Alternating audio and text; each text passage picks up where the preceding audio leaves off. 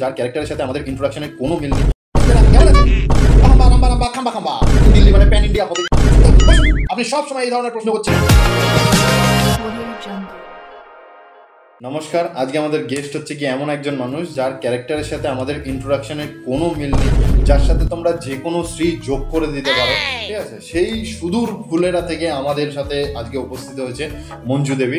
নমস্কার মঞ্জু দেবী। ইন্টারভিউ শুরুটা নমস্কার দিয়ে করবেন না, ইন্টারভিউ শুরু করলেই বলবেন জয় ফুলেরা কেমন আছেন। আচ্ছা ঠিক আছে, জয় ফুলেরা কেমন আছেন। হাম্বা হাম্বা রাম্বা রাম্বা খাম্বা খাম্বা বোম্বা বোম্বা। মঞ্জুদি সবাই বুঝে যাবে, এরকম করতে নেই। বুঝলে নে তো আমার সাথে হিন্দি में কথা বলো যাতে সবাই समझ যায় আমি কে। আচ্ছা ঠিক আছে মঞ্জু পিসি, তুমি তো ঠিকঠাক হিন্দি জানো না, আমি তোমাকে শিখিয়ে দেবো, কোনো ব্যাপার না। তুমি আমাকে কা হিন্দি सिखाएगा, हम तुमको कान पकड़ के हिंदी सिखा देगा।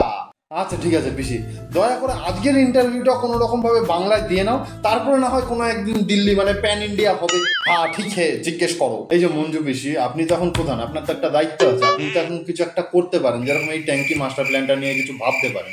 জানেন তো সচিবজি এখন খুব ব্যস্ত, কামধেনু চোর ডাকাত এইসব নিয়ে ব্যস্ত, তো আপনার তো একটা দায়িত্ব আছে, আপনি তখন করতে পারেন, আপনি এখন প্রধান।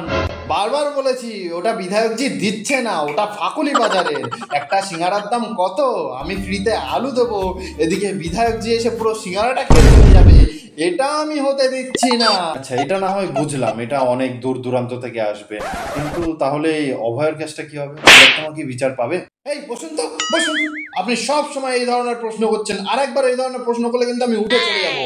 একটা লিমিট থাকে, সব জায়গায় এরকম ধরনের প্রশ্ন করছেন। আরে না না, ঠিক আছে ঠিক আছে, আর রাজনৈতিক প্রশ্ন না। আপনি না অনেক কবিতা টবিতারও লিখেছেন, একটা যদি কবিতা পড়ে শোনান তাহলে আমাদের দর্শকদের খুব উপকার হয়, তাই না? একটা কবিতা। সকালে উঠিয়া আমি দাঙ্গা করে চলি, মনে মনে সারাক্ষণ মিথ্যে কথা বলি, সারাক্ষণ মানুষদের ধরে ধরে মারি, মানুষদের ওপর কুৎসা করি। অনেক অনেক ধন্যবাদ। বাহ, খুব ভালো কবিতা। এটাতে কি আপনি আপনার ক্যারেক্টারটাকে তুলে ধরতে চেয়েছেন নাকি কবিতাটার মাধ্যমে? এই দেখুন, আপনি যদি আর এইভাবে আর একটা সত্যি কথা বলেছেন না, আমি কিন্তু এবার পুলিশ ডাকবো। আচ্ছা ঠিক আছে ঠিক আছে, সরি সরি সরি।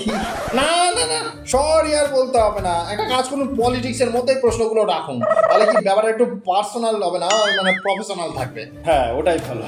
তাহলে মঞ্জু পিসি, এই যে এতগুলো শিক্ষকের চাকরি গেল, তাদের কি হবে?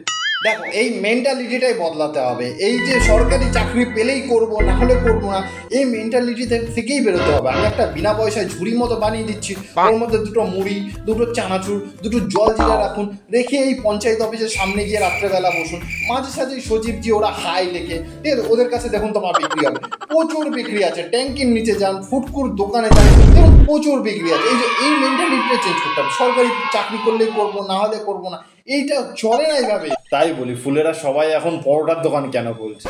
যেখানে সবাই শিক্ষিত হয়ে বড় বড় জায়গায় চাকরি করার দরকার, সেখানে সবাই এখন পরোটার দোকান খুলছে, ফুড ব্লগার হচ্ছে। থ্যাংক ইউ, সব আপনার জন্যই পসিবল। Thank you. এই তুই আমার সব লকেস্ট্রির পুরো সব সুযোগ সুবিধা করে দিত, আজকে তোর বাড়িতে নোটিশ পাঠাই, নোটিশ পাঠাও তোর বাড়িতে।